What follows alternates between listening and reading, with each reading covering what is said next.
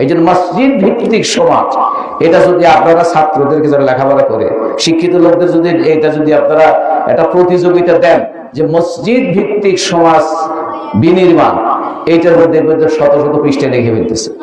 আল্লাহর রাসূল সাল্লাল্লাহু আলাইহি ওয়াসাল্লাম, সাহাবায়ে কেরাম, খোলাফায়ে রাশিদিন, তারা মসজিদ কেন্দ্রিক সমাজ এবং রাষ্ট্র গঠন করেছিলেন, মসজিদে বসে বিচার করেছেন। ঠিক না বেঠিক? কারণ এই যে নিরাপত্তার কথা বললাম, মানবিক অধিকারের কথা বললাম, ন্যায় বিচারের কথা বললাম, প্রত্যেকটি শব্দের সাথে কোরআনের এবং রাসূলের হাদিস আছে। সুবহানাহু ওয়া তাআলা কারা মসজিদের আবাদ করবে, কারা মসজিদের রক্ষণাবেক্ষণ করবে, কারা মসজিদের চাষাবাদ করবে, এই সম্পর্কে সূরা তাওবার একটি আয়াতে আল্লাহ বলেছেন। আয়াতটির কিছু অংশ আমি পড়েছি। ইন্নামা ইয়ামুরু মাসাজিদাল্লাহি মান আমানা বিল্লাহি ওয়াল ইয়াউমিল আখির, যে আল্লাহর মসজিদগুলোর আবাদ তারাই করবে যারা আল্লাহর প্রতি ঈমান এনেছে এবং সৎকর্ম করেছে এবং সালাত কায়েম করেছে, যাকাত আদায় করেছে এবং আল্লাহকে ছাড়া আর কাউকে ভয় করে না। আল্লাহ উলাইকা সায়ারহামুহুমুল্লাহ, মসজিদ পরিচালনার জন্য এই গুণসম্পন্ন, এখানে পাঁচটা গুণের কথা বলা আছে, এই গুণসম্পন্ন লোকেরা দায়িত্ব হচ্ছে আল্লাহর ঘরে আবাদ করা, পরিচালনা করা, চাষাবাদ করা। সুতরাং কমপক্ষে একজন মসজিদের যারা রক্ষণাবেক্ষণ করবেন, দায়িত্ব পালন করবেন, মসজিদের প্রতি যত্ন নেবেন, মুসল্লিদের সালাত আদায়ের ক্ষেত্রে তাদের যাতে কোনো অসুবিধা না হয় ইত্যাদি, তো এগুলো কমপক্ষে আল্লাহর ঈমানের সাথে সাথে তাদের নামাজ আদায়কারী হতে হবে। আমাদের দেশে, আপনাদের এখানে হয়তো নেই, অনেক মসজিদের গম আছে, হয় মসজিদের সভাপতি দায়িত্ব পালন করে অথবা সেক্রেটারি দায়িত্ব পালন করে, নামাজও ঠিক মতো করে না। আছে না নাই? কারণ তাদের টাকা পয়সা আছে, সমাজের নাম প্রভাব আছে, এই জন্য তারা এই জন্য পদাধিকার থাকে এবং তাদের জন্য মসজিদের, আবার যারা নামাজ পড়ে তাদের জন্য মসজিদের ইমামের পিছনে একটা জায়গা পর্যন্ত সংরক্ষণ করে, ওখানে কেউ বসে না। তো এগুলো মসজিদ পরিচালনা এবং মসজিদ কেন্দ্রিক যে সকল কার্যক্রমগুলো পরিচালনা হয়, এগুলো জন্য যেই গুণ থাকা দরকার সেই গুণগুলো এখানে সবার কাছে আমাদের মধ্যে পাওয়া যায় না। মসজিদ হচ্ছে, এটা ইসলামে এমন একটি গুরুত্বপূর্ণ জায়গা। আপনারা যদি রাসূলুল্লাহ সাল্লাল্লাহু আলাইহি সাল্লামের, তিনি মদিনায় গিয়ে সর্বপ্রথম মসজিদে নববী বানালেন, ঠিক না? এই মসজিদকে কেন্দ্র করেই আল্লাহর রাসূল যতদিন জীবিত ছিলেন এবং তারপরে তার খোলাফায়ে রাশিদিন, তারা সবাই এই মসজিদকে কেন্দ্র করে সকল কার্যক্রম পরিচালনা করতেন। এটা ঠিক না বেঠিক? এখান থেকে কেন সরে গেল জানেন?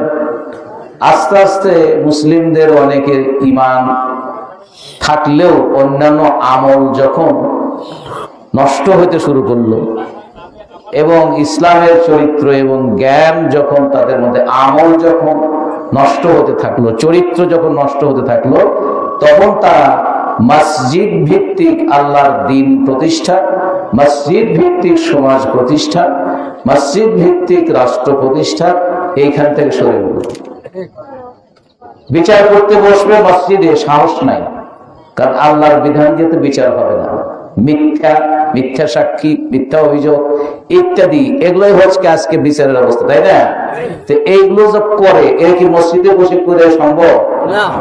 আচ্ছা, রাজনীতি করবে, তো রাজনীতিতে করতে যে কথাগুলো কোরআন হাদিসের কথা বলতে হয়, তো রাজনীতি যদি মানুষের কল্যাণের জন্য হয়, রাজনীতি মানুষের কল্যাণের জন্য না, মানুষের উপরে সুবিচার প্রতিষ্ঠা করা, মানুষের হক আদায় করা, নাগরিক হক, তারপরে মানুষের জীবন, তারপর সম্পদ এবং ওই মান সম্মান ইত্যাদির নিরাপত্তা দেওয়ার দায়িত্ব রাষ্ট্রের।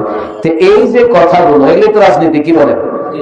সুবিচার প্রতিষ্ঠা করা, ন্যায় বিচার প্রতিষ্ঠা করা, মানুষের দুঃখ দর্শ দূর করা, জীবনের নিরাপত্তা দেওয়া, সম্পদের নিরাপত্তা দেওয়া এবং মান সম্মান ইত্যাদি নিরাপত্তা দেওয়া, ন্যায় বিচার প্রতিষ্ঠা করা। তো এগুলো হচ্ছে একটা রাষ্ট্রের, এইগুলো হচ্ছে রাজনীতি, মানুষের কল্যাণের জন্য কাজ করে। এগুলো যে কোরআন হাদিসে আছে, কোরআন হাদিস থেকে যে এগুলো বলতে হবে, এটা আমাদের দেশের সব রাজনৈতিক দলের নেতারা কি পারে? এই জন্য তাহলে কি করো, এইখানে এটাও তাহলে মসজিদের সাথে রাখা যাবে না, কথা বলছে না। কারণ মসজিদে দাঁড়ায় আল্লাহর দিনের বাইরে নিজের মত মতো যা খুশি অন্যায় কথা, মিথ্যা কথা বলা সম্ভব? এই জন্য আমরা যারা আল্লাহর দিন নিয়ে আল্লাহর বিধান কায়েম করার জন্য মানুষের কাছে আসি, তারা মসজিদের মধ্যেও কথা বলতে আমাদের পা কাঁপে না, গলা কাঁপে না। কারণ এই যে নিরাপত্তার কথা বললাম, মানবিক অধিকারের কথা বললাম, ন্যায় বিচারের কথা বললাম, প্রত্যেকটি শব্দের সাথে কোরআনের এবং রাসূলের হাদিস আছে।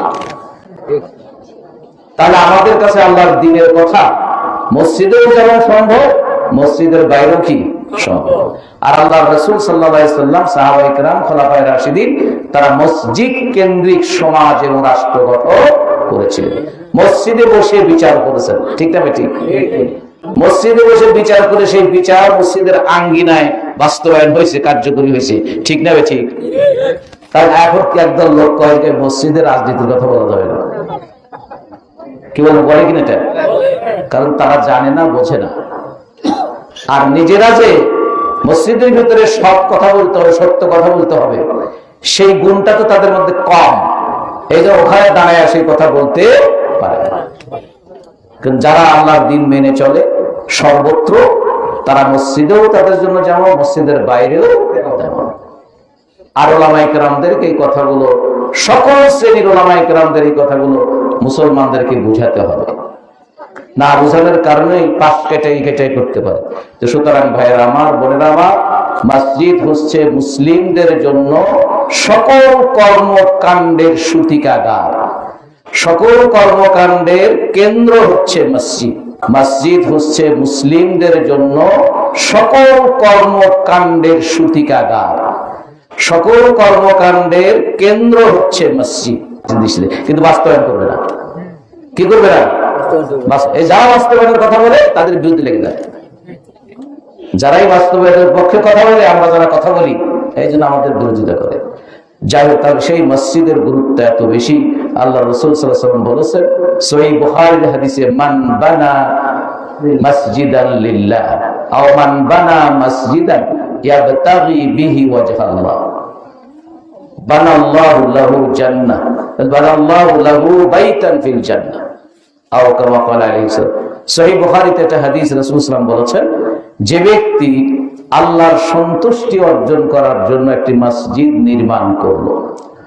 অন্য একটি বর্ণনায় আছে, একটি পাখির বাসার মতো এতটুকু জায়গাও যদি মসজিদ নির্মাণের ক্ষেত্রে সে অংশগ্রহণ করে, পুরা মসজিদ পাচ্ছে না, মসজিদের সামান্য একটা অংশ, সেটা নির্মাণ করতেও যারা সাহায্য করে, তাদের জন্য আল্লাহ জান্নাতের মধ্যে একটি ঘর নির্মাণ করে। তো জান্নাতে যদি আপনার জন্য একটা ঘর হয়ে যায় ভাই এবং বোনেরা, তা আমরা তো জান্নাতই চাই আল্লাহর কাছে, নাকি বল? তাহলে হয় মসজিদ আমার সম্পূর্ণ টাকা দিয়ে যদি আল্লাহ ক্ষমতা দেয়, তাহলে মসজিদ বানায় দাও। আমাদের মসজিদ সবাই মিলে একটু একটু করে অংশগ্রহণ করে এই মসজিদ নির্মাণ করা, তৈরি করা মুসলমানদের মধ্যে, কি মুসলিম নারী পুরুষ সকলের জন্য কর্তব্য। তবে এর সাথে সাথে সেই মসজিদগুলো সুন্দর হবে, কারুকার্য খচিত হবে, টাইলস করা হবে, দেখতে সুন্দর করে বানানো হবে। কিন্তু মসজিদের আবাদের মধ্যে বড় আবাদ কি? নামাজগুলো 5 ওয়াক্ত জামাতের সাথে মুসল্লিদের উপস্থিতিতে যেন হয়। মসজিদটা সুন্দর, কিন্তু নামাজের সময় নামাজি নাই, কিন্তু নামাজের সময় কি নাই? নামাজি নেই, তাহলে কি হবে? তাই জন্য আল্লাহর কাছে আমরা সবাই দোয়া করি, আল্লাহ যেন মুসলিমদেরকে মসজিদ ভিত্তিক সমাজ এবং রাষ্ট্র গঠনের তৌফিক দেন। যতদিন পর্যন্ত মসজিদ ভিত্তিক সমাজ কায়েম না হবে, ততদিন আমরা সুশাসনেরও আশা করতে পারি না, আমাদের অধিকার প্রতিষ্ঠিত হবে আশাও করতে পারি না, ন্যায় বিচার এবং সুশাসন প্রতিষ্ঠা হতে পারে। আসুন আমরা সেইটার জন্য চেষ্টা করি। বাংলাদেশ জামাত ইসলামী আমাকে এখানে এমপি প্রার্থী হিসেবে এই আসনে বলছে। আমি খুব সংক্ষেপ করছি কথা এটা, যে আমার ভাইয়েরা আপনাদের সঙ্গে যোগাযোগ করে, আমাদের পরিচিতি আছে, বাংলাদেশ জামাত ইসলামী কি চাই, আল্লাহর বিধান চাই, আল্লাহর আইন চাই, আর সৎ লোকের শাসন চাই, এটাই তো। অসৎ লোক দ্বারা কখনো সুশাসন প্রতিষ্ঠা হয় না। 54 বছর ধরে আমরা দেখছি সুশাসন হয়। তো এবার একটু লোকদের মধ্যে গুণজোয়ার সৃষ্টি হয়েছে, পুরুষ নারী সকলের মধ্যে, যে কি সব দেখছি বারবার দাড়িপাল্লা একবার, ঠিক কিনা?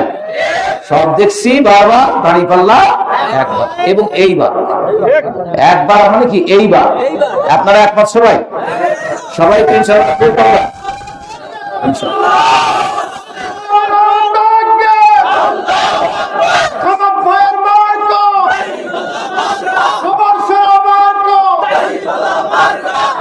সম্মানিত